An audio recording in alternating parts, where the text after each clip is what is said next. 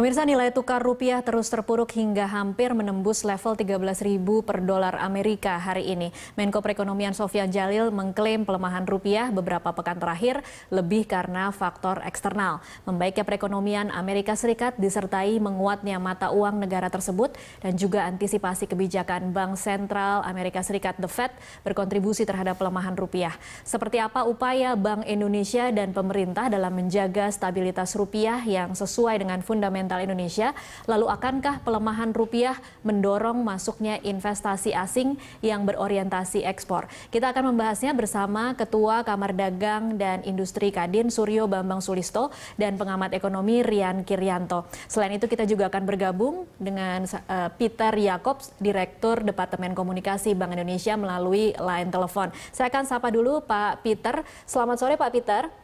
Selamat sore Mbak Tasya. Iya, Pak Peter, apa saja yang akan dilakukan oleh Bank Indonesia, mungkin langkah-langkah ke depan untuk menjaga nilai tukar rupiah? Iya, pada dasarnya ada beberapa hal yang dilakukan oleh Bank Indonesia secara langsung. Tentunya kalau bicara soal keterlibatan Bank Indonesia di pasar, kami monitor dan hadir terus di pasar. Dan kalau perlu atau tindakan-tindakan seperti intervensi, tentunya kami juga akan lakukan intervensi secara terukur.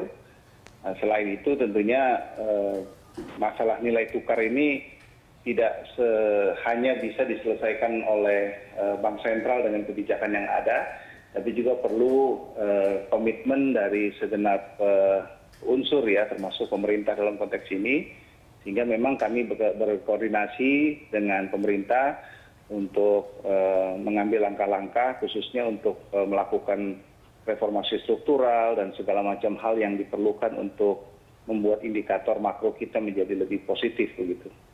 Oke, dalam beberapa hari ke depan kira-kira prediksi BI akan seperti apa pergerakan rupiah, Pak Peter? Di pergerakan rupiah ke depan memang masih sangat tergantung dengan keputusan FOMC hari ini dan besok ya. Dan juga beberapa indikator-indikator yang yang kita akan lihat ke depan, termasuk juga perkembangan perekonomian di Eropa, di Tiongkok juga akan mempengaruhi. Jadi kami memang terus akan monitor segala macam perkembangan, termasuk juga perkembangan di domestiknya, khususnya juga ketersediaan likuiditas falas yang kita juga coba untuk jaga supaya yang bisa kita yang bisa kita usahakan supaya muncul kestabilan di perekonomian secara domestik dan juga secara eksternal. Oke, kalau boleh tahu angkanya berapa setiap hari yang akan dilepas ke pasar, Pak Peter? Kalau itu memang kita memang nggak bisa disclose angka intervensi kan maksudnya ya. Ya. Ini sangat tergantung juga dengan apa yang dinamika yang terjadi di pasar tentunya. Okay. Beberapa banyak permintaan dan penawaran yang terjadi di pasar. Jadi kami stand ready saja memonitor. Kalau diperlukan tentunya kita akan lakukan intervensi secara terukur. Oke, tapi cadangan dolar Amerika Serikat BI cukup ya Pak? Cadangan devisa kita sekarang ada sekitar 111,1 miliar dolar, cukup untuk 6,6 bulan impor atau 6,4 bulan impor plus utang luar negeri pemerintah. Oke, baik. Pak Peter, ditahan dulu, saya akan bergabung dengan narasumber yang sudah ada di studio. Ada Pak Rian, pengamat ekonomi, dan juga Pak Suryo Bambang Sulisto dari Kadin. Saya ke Pak Rian dulu. Kalau untuk menanggapi apa yang tadi sudah dilakukan oleh BI, sudah cukupkah ataukah perlu langkah-langkah lain? Saya kira dalam situasi rupiah kita sedang dalam kondisi pressure, respon BI sebagai bank sentral adalah in the market. Apa itu arti in the market? Artinya BI secara konsisten terus memantau pergerakan kurs rupiah kita versus US dollar. Ya. Yang kedua, betul bahwa langkah intervensi itu adalah jurus kesekian setelah langkah-langkah yang lain dinilai tidak efektif. Nah, tapi kalaupun Bank Indonesia mau melakukan intervensi, itu harus terukur. Okay. Tadi Mas Peter sampaikan terukur. Kenapa harus terukur? Karena kedalaman dari pasar uang kita itu kan relatif sulit diukur, ya. Mungkin BI tahu takaran-takaran yang dalam kondisi manageable untuk BI bisa melakukan intervensi. Karena apa? Kalau juga terlalu boros melakukan intervensi dalam konteks stabilisasi kurs rupiah, BI juga harus memikirkan posisi cadangan devisa kita yang beberapa waktu lalu sempat tergerus kurang lebih 600 juta dolar. Sementara untuk kita berharap dari proceed ekspor dalam bentuk devisa hasil ekspor yang nanti akan menambah pundi-pundi cadangan devisa kita relatif sulit. Jadi memang penghematan dari sisi foreign reserve itu penting untuk BI lakukan. Yang ketiga adalah saya kira betul, BI tidak bisa berjalan sendiri, bertindak sendiri dalam rangka menstabilisasi kurs rupiah kita. Siapa yang bisa membantu BI? Saya kira harus kolaborasi dengan pemerintah, ya, terutama Minister of Finance tentunya ya. Bagaimana kolaborasi dua institusi ini bisa memberikan market confidence. Apa yang bisa dilakukan oleh Kementerian Keuangan? Nah, kalau dari BI sudah oke, dari pemerintah adalah tadi yang disampaikan. Terus memberikan signal kepada pelaku pasar bahwa pemerintah do something. Tadi judul besarnya itu adalah reformasi struktural. Tapi itu kalau kita jabarkan itu banyak. Misalnya melanjutkan reformasi birokrasi, terutama birokrasi di kemudahan perizinan ya. Sekarang menggunakan pelayanan satu atap misalnya, bagus. Kemudian kita combat to corruption misalnya. Kemudian pembangunan infrastruktur secara masif dan berkelanjutan. Yang keempat misalnya langkah serius untuk kita secara bertahap mengurangi ketergantungan kepada impor. Itu juga penting, kecuali impor minyak ya. Itu memang sudah dari sananya kita nggak bisa mengalihkan subsidi minyak itu dengan yang lain. Yang kelima adalah ya tadi kolaborasi mengoptimalkan forum koordinasi stabilitas sistem keuangan FKSSK untuk bersama-sama memantau bagaimana dinamika rupiah kita tuh di financial market kita. Dengan demikian action yang akan dilakukan itu benar-benar setidak-tidaknya meet dengan kebutuhannya. Gitu. Kita tanyakan ke Pak Peter. Pak Peter, apakah saat ini sudah dilakukan koordinasi dengan Kementerian Keuangan seperti yang dikatakan oleh Pak Rian tadi? Oh iya, jadi memang saya sejalan dengan yang dikatakan Pak Rian tadi. Memang kita perlu koordinasi dan koordinasi itu sudah dilakukan. Mungkin kalau tadi teman-teman media juga sudah perhatikan, kita bersama-sama tadi, walaupun mungkin Pak Mirza akan datang agak terlambat di press conference, tapi kita melakukan press conference bersama-sama dengan pemerintah untuk hal-hal yang memang kita sudah sepakati bersama-sama apa yang perlu dilakukan. Kami senang karena apa yang dilakukan Bank Indonesia juga didukung oleh pemerintah dengan berbagai kebijakan-kebijakan yang diambil, dan kita juga berharap sebenarnya supaya reformasi struktural yang memang menjadi satu bagian yang harus segera dikerjakan dan sudah mulai dikerjakan dengan reformasi energi itu bisa tetap diutamakan nanti hingga menjadi sesuatu yang positif nanti berkontribusi buat makroekonomi Indonesia. Oke, baik Pak Peter, Pak Rian, dan Pak Suryo, kita tahan dulu, nanti kita akan break, kita akan kembali sesaat lagi.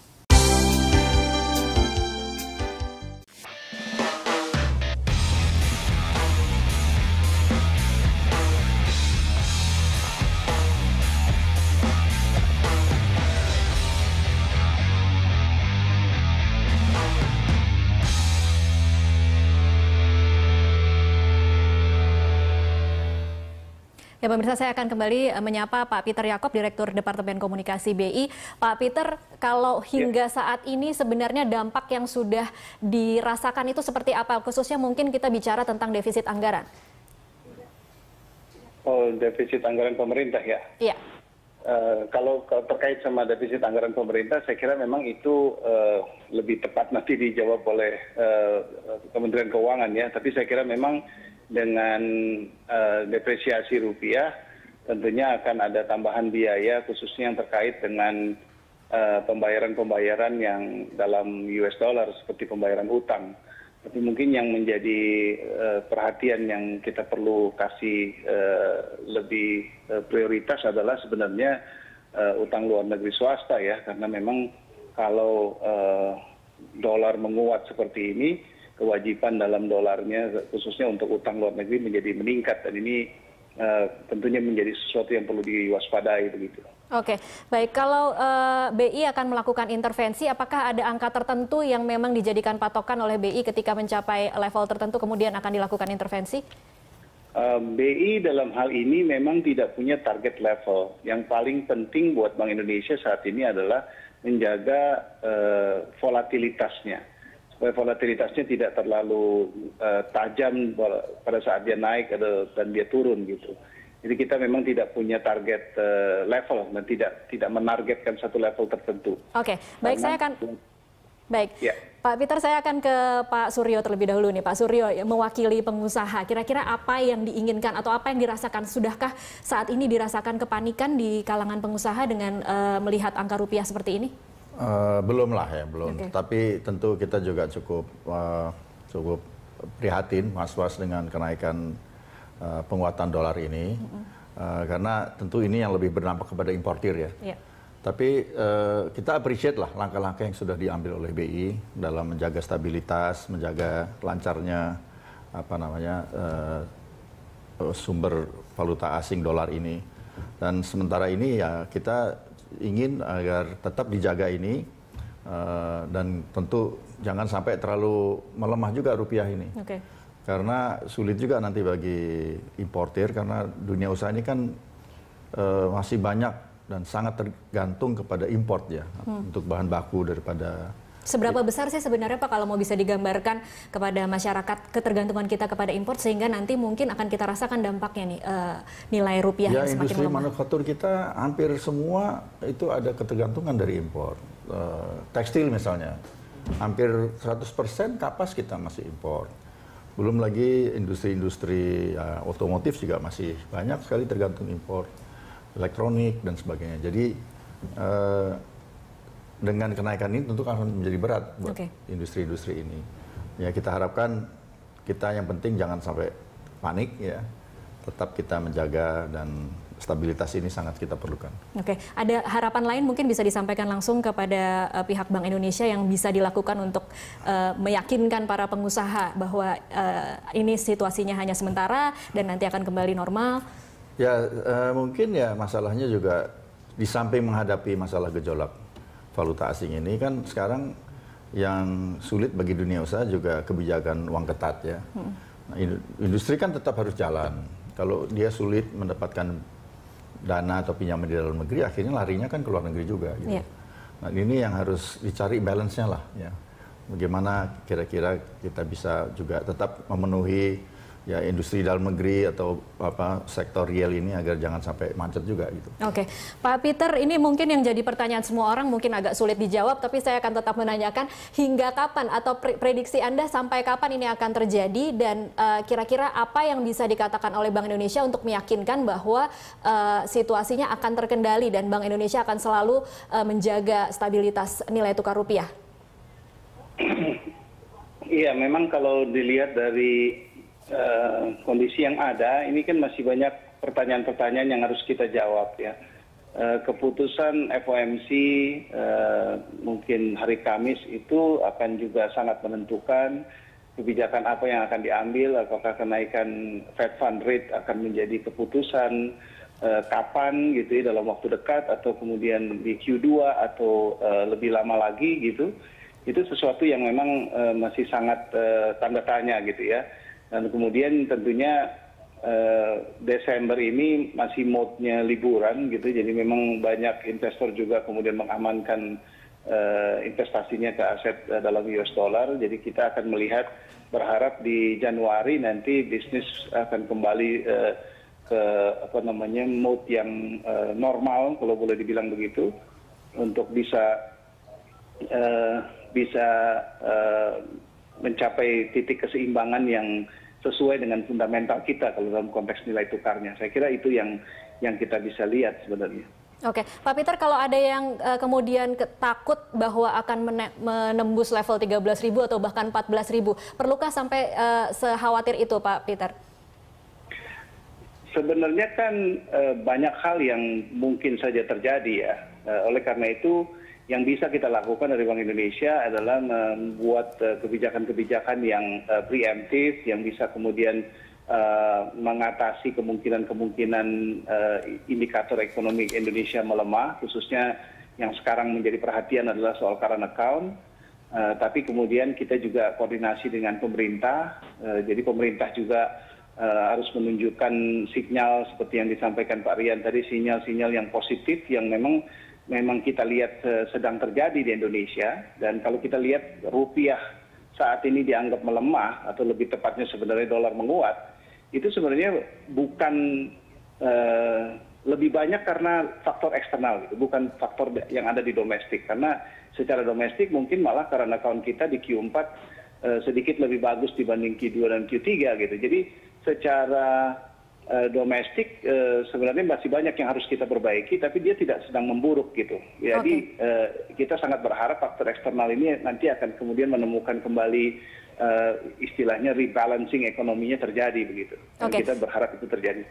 Oke, terakhir Pak, opsi untuk Bank Indonesia melakukan OPT, operasi pasar terbuka, sudah masuk dalam rencana Bank Indonesia atau belum, Pak Peter? Kalau operasi pasar terbuka memang kita selalu lakukan, dan kita punya banyak instrumen sekarang, bukan hanya kemudian kita intervensi beli dolar atau jual dolar, kita juga banyak instrumen-instrumen lain seperti term deposit falas, swap falas gitu ya.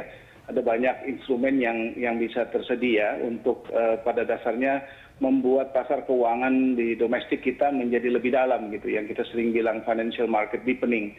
Nah, kalau itu bisa terus dilakukan, sebenarnya kita nggak perlu terlalu khawatir, karena yang sebenarnya terjadi di negara-negara lain seperti misalnya India dan Filipina misalnya gitu ya, mata uang mereka nggak terlalu melemah karena memang ada outletnya, ada instrumennya ketika kemudian investor atau asing merasa ingin memindahkan investasinya ke instrumen-instrumen yang lain. Jadi itu yang kita harapkan, financial market deepening terjadi di Indonesia, sehingga memang akan membantu kestabilan dalam mendorong pertumbuhan ekonomi ke depan begitu.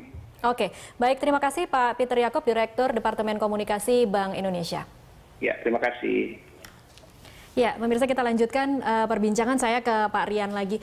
Situasi yang terjadi saat ini, wajarkah ataukah kita memang sudah harus waspada nih, Pak Rian? Saya kira ini secara cyclical ya, atau secara seasonal, itu terjadi. Jangan lupa, kita flashback 1 tahun yang lalu.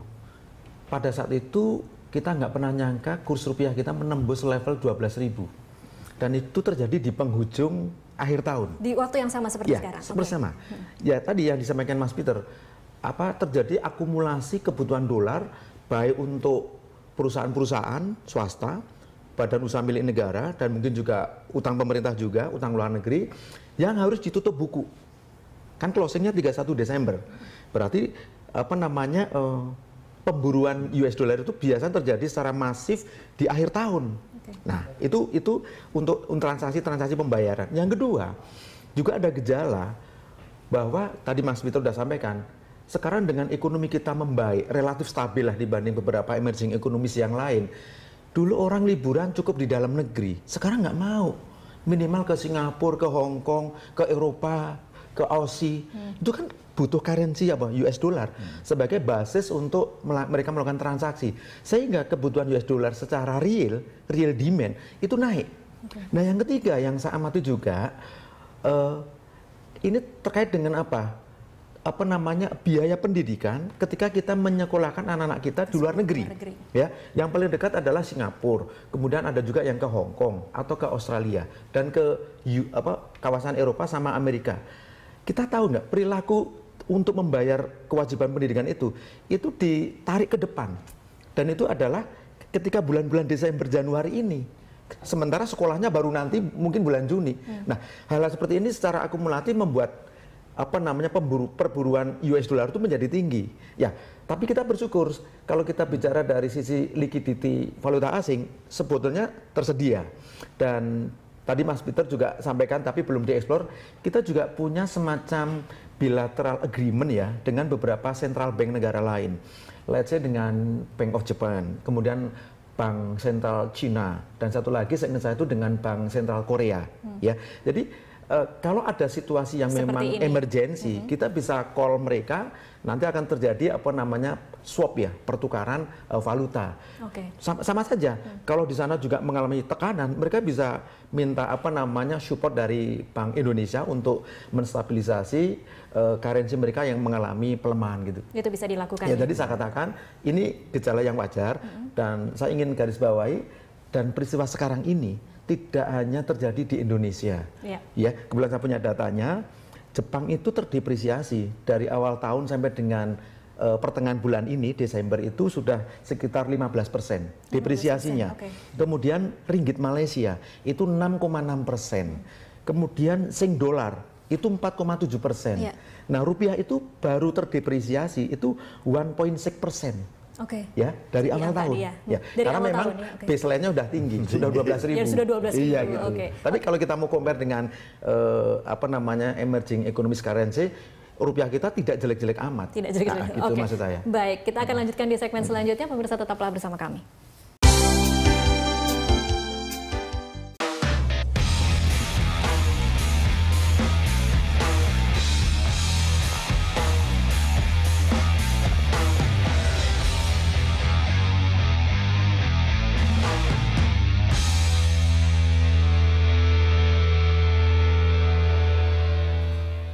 Pemirsa, terima kasih Anda masih mengikuti perbincangan di Prime Time Talk kali ini. Kita akan menghadirkan grafik dampak pelemahan rupiah berikut ini ke layar Anda. Yang pertama ada pernyataan dari pengamat ekonomi Universitas Indonesia, Telisa Aulia Valianti, yang mengatakan pelemahan rupiah bisa berdampak pada naiknya harga barang karena 70% bahan baku kita impor.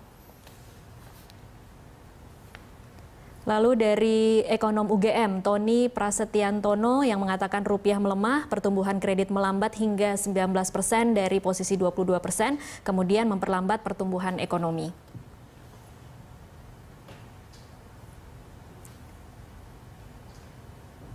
Ya, ini dia pernyataan dari Tony Prasetyantono, dan kemudian juga ada dari Ketua Umum Dewan Minyak Sawit Indonesia, Derum Bangun, yang mengatakan terus melemahnya nilai rupiah, pengusaha kesulitan merencanakan bisnisnya.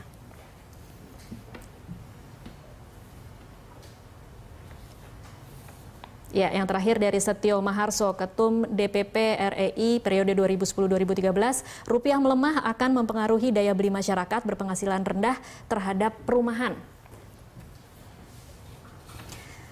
Pak Suryo, saya akan ke Pak Suryo nih. Sebenarnya yang dirasakan nantinya akan seperti apa sih dampak pelemahan rupiah ini yang dirasakan pengusaha khususnya? Ya, tadi kita bicara mengenai yang pasti agak terkena sulitnya itu adalah importir. Ya kan? Memerlukan lebih banyak rupiah untuk membeli dolar. Tapi kita kadang-kadang lupa bagaimana mengatasi masalah ini juga kadang-kadang bagaimana kita harus menggenjot ekspor kita gitu loh. Agar kita bisa mendapatkan lebih banyak valuta asing. Nah, di sini diperlukan kebijakan-kebijakan yang betul-betul mendukung upaya itu. Jangan kita keluar kebijakan-kebijakan misalnya dengan bea keluar, bea ekspor. Harga komoditas sedang melemah.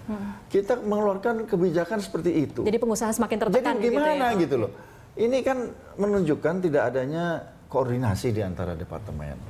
Jadi di sini diperlukan mungkin ya lebih terintegrasinya ya kerjasama antara kementerian, antar departemen dan dengan dunia usaha. Karena kita bisa memberikan masukan-masukan gitu kepada pemerintah kan. Kita kan yang mengerti lapangan. Iya, Kalau boleh kasih masukan nih ke pemerintah saat ini, pengusaha bisa minta apa sih, Pak? Ya, misalnya berikanlah kemudahan ya untuk agar kita bisa mengekspor. Ya. Sehingga selama ini kesulitannya di mana, Pak? Itu tadi misalnya ada bea-bea keluar itu kan lebih memberatkan, membuat produk kita menjadi tidak kompetitif gitu loh. Sedangkan sekarang ini kan kita persaingan semakin ketat ya.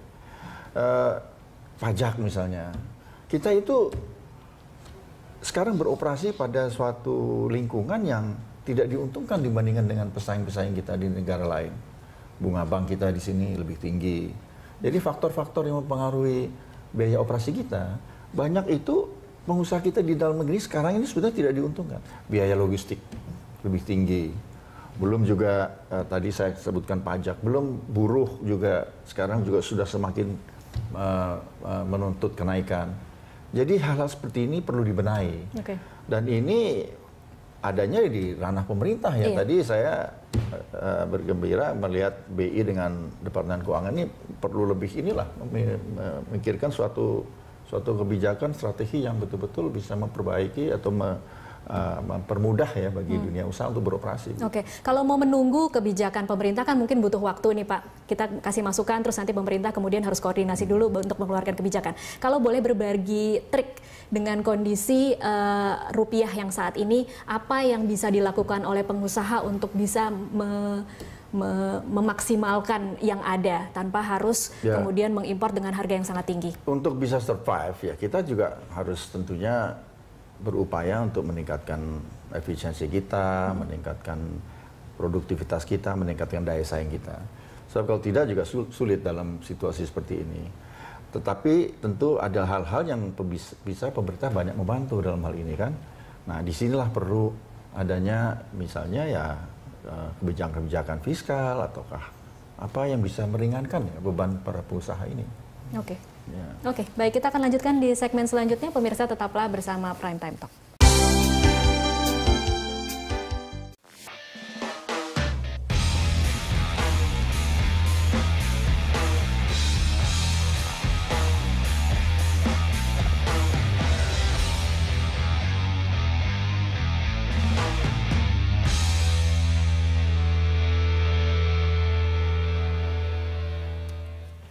Pemirsa, kita lanjutkan perbincangan. Saya kembali ke Pak Rian untuk memprediksi jika Bank Sentral The Fed memberikan sinyal kenaikan suku bunga akan dipercepat. Apakah kemudian bisa dipastikan bahwa rupiah akan semakin terburuk? Sebaliknya, kalau kemudian tidak memberikan sinyal bahwa akan dipercepat, apakah kita bisa berharap bahwa akan kembali lagi ke 12.100 misalnya?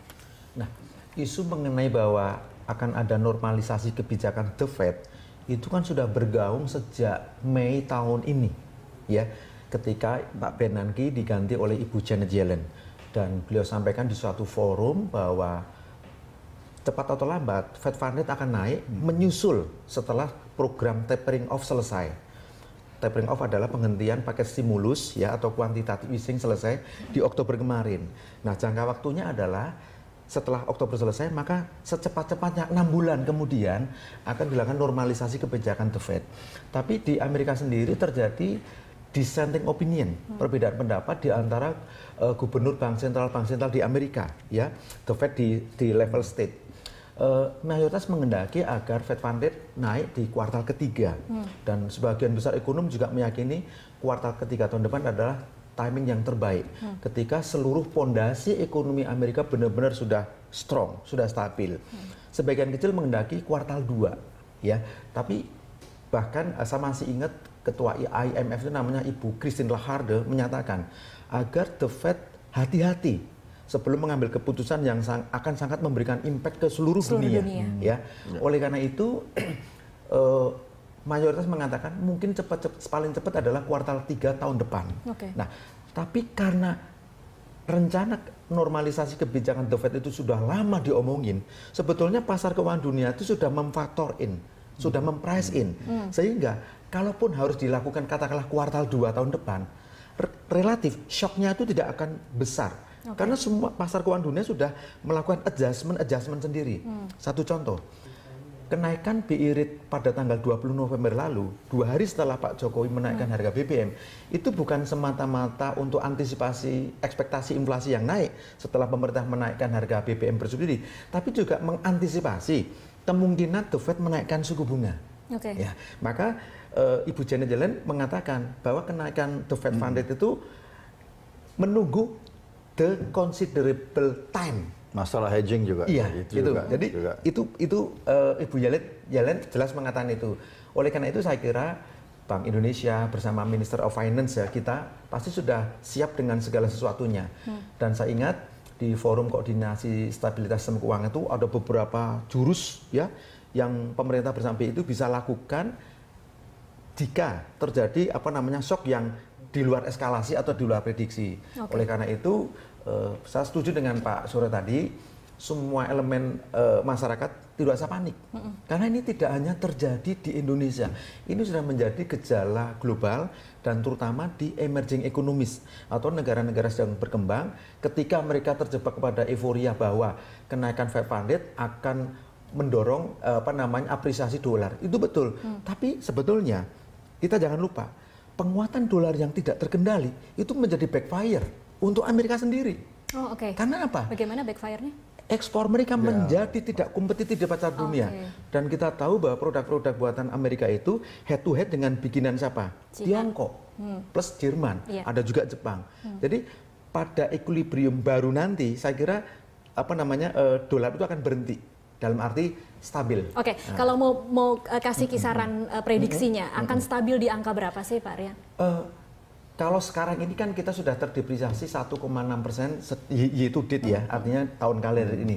Nah, kalau kita flashback 1 tahun lalu, maka sebetulnya secara fundamental rupiah itu harusnya ada di sekitar 11.750 sampai 12.200. Itu berdasar fundamental. Kenapa saya harus menyatakan berdasar fundamental?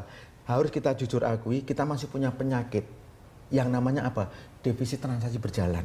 Posisinya memang membaik. Tahun lalu kita ada 4,4% terhadap total PDB. Sekarang sudah bergeser membaik, 3,2, mendekati 3,1. Tapi kan konsensus internasional mengatakan defisit transaksi berjalan suatu negara tidak boleh melampaui 3,0%. Nah, kita sedang mengarah ke sana. Nah, mungkin butuh waktu barangkali 1 semester ya untuk memperbaiki itu. Tentu nanti Pak Suryo bisa tambahkan lagi. Plus juga pemerintah Amerika akan menjaga agar apresiasi dolar itu jangan terlalu over expected istilahnya, karena justru akan menjadi bumerang atau backfire bagi ekonomi Amerika itu sendiri. Membaiknya perekonomian di Amerika Serikat, masihkah kita bisa berharap bahwa angka rupiah kita akan bisa kembali ke level 11.000 misalnya, Pak? Oh, kalau possibility-nya bisa, cuman butuh waktu. Ya, karena apa? Kita pernah ngalamin 3-4 tahun lalu rupiah kita 9.600, kemudian melemah-melemah karena kita lalai. 12 kuartal terakhir defisit transaksi berjalan itu tidak diurusin Pak Suryo. Nah, sekarang kita kaget. Ketika pasar memberikan vonis rupiah kita terdepresiasi begitu dalam, baru semua orang bereaksi. Nah, sebelum saya ke Pak Suryo, kita akan menampilkan beberapa solusi untuk pelemahan rupiah. Ini diantaranya dari Solikin M. Juhro, Direktur Departemen Kebijakan Ekonomi dan Moneter BI, dengan transaksi berjalan yang masih defisit besar, rupiah tidak mungkin menguat. Kemudian kendati rupiah sangat lemah, BI tidak menargetkan rupiah berada pada level tertentu karena memang sistemnya mengambang. Dan BI akan menjaga agar volatilitas rupiah tidak berlebihan karena dapat memicu ekspektasi depresiasi nilai tukar. Rupiah juga dapat menguat jika defisit transaksi berjalan mengecil dan melakukan reformasi struktural. Oke, Pak Suryo, mungkin komentarnya dari beberapa solusi. Ya, saya kira kita belum melakukan upaya-upaya mengurangi defisit transaksi berjalan ini dengan, menurut hemat saya, sungguh-sungguh, dengan serius. Misalnya, tadi dikatakan banyak kita berpergian ke luar negeri untuk berwisata, lalu juga untuk membayar pendidikan anak di luar negeri. Bagaimana dengan orang yang berobat ke luar negeri? Itu luar biasa loh banyaknya dolar kita yang habis ke sana. Lalu juga jasa-jasa. Jasa pengapalan produk-produk yang kita ekspor. Kalau batu bara saja 400 juta ton per tahun. Dikali $20, itu 8 miliar dolar. Nah, itu semua diangkut oleh kapal asing. Jadi semua yang menikmati adalah jasa itu perusahaan-perusahaan luar negeri. Sekarang strategi apa yang kita lakukan untuk mengurangi ini? Kita kan harus mengembangkan kemampuan memberdayakan perusahaan-perusahaan pelayaran nasional kita misalnya. Masa kita import crude oil dari Saudi Arabia pakai kapal asing juga? Kan kita yang punya hak menentukan kapal siapa. Kapalnya sendiri dong harusnya. Nah, inilah yang kita perlu pikirkan ya, bagaimana mengurangi jasa-jasa yang mengakibatkan defisit transaksi berjalan kita begitu tinggi. Nah, ini mungkin kita perlu duduk bersama, kita pikirkan strategi yang tepat, yang komprehensif, apa-apa yang harus kita lakukan gitu. Pak Rian, pertanyaan terakhir nih yang jadi pertanyaan semua orang. Akan tembus nggak sih 14.000 dan sampai kapan sih kita akan mengalami fluktuasi pelemahan rupiah ini? Saya kira gut feeling saya mengatakan tidak akan tembus 14.000. Tidak akan tembus. 14.000 ya, tapi ya. Karena tadi ketika mata uang gini, kalau rupiah 14.000 berarti currency yang lain akan ngikutin. Iya. Ya, akan ngikutin. Kalau tadi US dollar terlalu strong, greenback terlalu strong, itu akan backfire sendiri untuk apa? Ekonomi Amerika dalam konteks trade-nya.